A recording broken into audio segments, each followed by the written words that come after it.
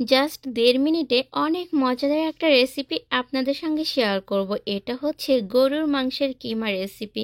এইভাবে যদি আপনারা এই রান্নাটা করতে পারেন, আপনারা এটা রুটির সাথে বা ভাতের সাথে খেতে পারবেন। রান্নাটা কিভাবে করবেন স্টেপ বাই স্টেপ বলে দিব, আর খুবই সহজ হবে এই রান্নাটা।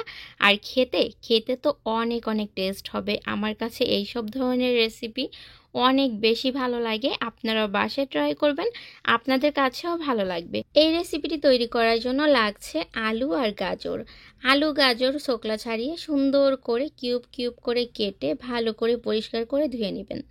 সুন্দর করে ধুয়ে নিয়ে দেন হচ্ছে চুলাতে একটা প্যান বসিয়ে দিয়ে কিছুটা তেল দিয়ে তেলটা গরম হলে এর মধ্যে মরিচ, পেঁয়াজ আর রসুন এগুলো কুচি করে কিছুক্ষণ ভেজে নিয়ে এর মধ্যে কিমা দিয়ে দিবেন। এগুলো হচ্ছে গরুর মাংসের কিমা, আপনারা মুরগির মাংসের কিমাও দিতে পারেন। কিমাগুলো কিছুক্ষণ ভেজে নিয়ে এর মধ্যে আলু আর গাজর দিয়ে দিবেন।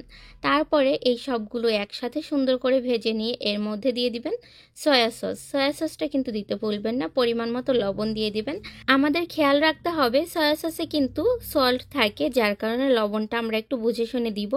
তারপরে এখানে দিয়ে দিতে হবে কর্নফ্লাওয়ার্স গুলে রাখা কিছু কর্নফ্লাওয়ার্স এর মধ্যে দিয়ে দিবেন, এতে করে এই রান্নাটা একটু জুসি জুসি হবে। তারপরে এর মধ্যে আপনারা বরবটি কুচি দিয়ে দিতে পারেন।